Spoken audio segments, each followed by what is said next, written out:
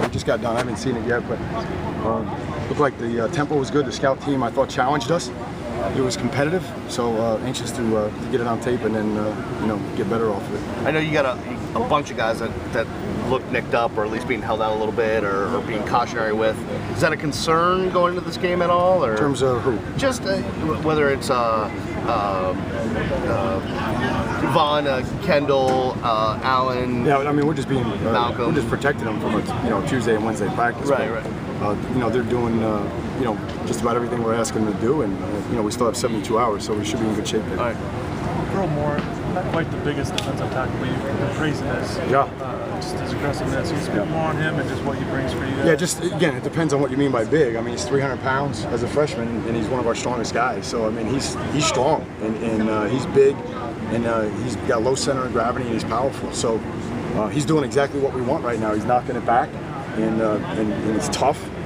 And again, we're asking freshman defensive tackles to play. That's a tall order. So he's doing a good job for us right now. What was it like coaching with Coach Groh? I owe so much to Coach Groh. He and Ann are like family to us, and again, I spent 5 years with him that everybody knows about, but nobody really knows about. The 6 or 7 years before that when I got into coaching. I met him when I was with the Patriots, and he's meant a lot to my coaching career, and he's taught me more about football than anybody has in 18 years. And so obviously it's with a great deal of admiration and respect that we now bring a team and get a chance to coach against him. You ever have a chance to reflect on that kind of Parcells lineage of coaches that have made their mark on this game, both college and pro, and how amazing it's kind of been? Yeah, I think there's certain values that transcend everybody that's been kind of exposed to that, and I think that's the one thing. No matter where anybody goes that's been exposed to that, they take that part of it, and the rest they customize and make their own. But there are certain things that you'll always hear from that group, and it's smart, it's tough, it's disciplined. You hear those all the time, and I know they're cliche now, but it's hard. It's easy to say and hard to do. It's really hard to do, to teach your team how to be a smart team, how to be a disciplined team, and then appreciate that toughness as a skill and how to develop that every day.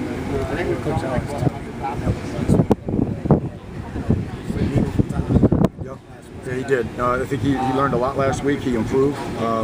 Hopefully he'll draw on that experience. He'll need to. This is a heck of a team we're playing Saturday in a tough environment, and hopefully he'll just keep preparing. We're still 3 days out, from the way we look at it. He's got to keep preparing and then just relax and go play. What's the biggest thing for defensive backs preparing for a game like this? Eye discipline. Just keep your eyes on your luggage. It's like going to the airport. Keep your eyes on your luggage all the time. Keep your eyes on your luggage. Don't get nosy. Have good eye discipline and just do your job. It's when guys start to do more that the explosive plays come. We know they're going to get their yards. They've averaged 300 yards plus rushing every year they've been in the ACC. So if that's a given, if that's X, and we know X is going to be, they're going to get their rushing yards. How do they then become a scoring machine, or how do they become explosive? It's through the explosive runs because you don't fit it right, or somebody's not doing their job, or it's because you give them an easy one, on a play action down the field.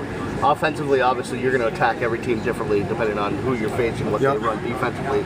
But the foundation of the offense, do you have to have a singular identity or something that you fall back on regardless of who you're playing, or can you go out there every week? No, I don't think we're just calling plays. I think there's certain things that we're trying to do and that we are doing.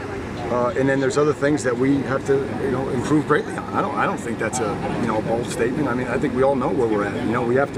We have to improve a lot. We have a lot of guys that are starting for the first time, and they've played 3 games together. We got to keep, growing together, and eventually the team will show you what it wants to be or what it can be. And so we learned a lot about our team Saturday, and now we have another great opportunity, this Saturday against Georgia Tech. Both presidential candidates are going to be here tonight. What does it say about this university? No, I'm just saying, what does it say about this university that's kind of an event that's kind of happening, a couple hundred yards over there? It says it all, right? Who's made more progress in terms of national rankings than the University of Miami has over the last 15 years? It says a lot about our president, about our leadership. It says a lot about the value of the education, how well it's respected nationally. and then obviously from an international standpoint. So I think it's a great credit to our president and our university, and our leadership that we can have that. It's a great honor. If players get the time, do you think they should go over there and check it out? They should. They should. But I didn't know. I didn't tell them because Beast just told me that.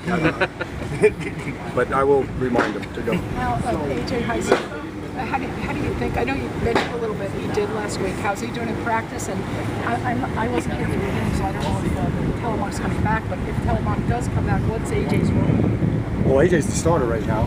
AJ had a good week last week, and again, you're walking through the hallways this morning at 6:30, and AJ's coming out of the meeting rooms. He studies. He doesn't have many MEs. He's what we need back there. We need someone that's confident and loud, and he was that last week. And he's just got to continue to make the plays when they come. I'm very pleased with his development and his approach, and I think he's starting to see how that approach is leading to success. You want to follow? You good? Awesome. Thanks, You Coach. guys good? Thanks. Thank you. Thanks.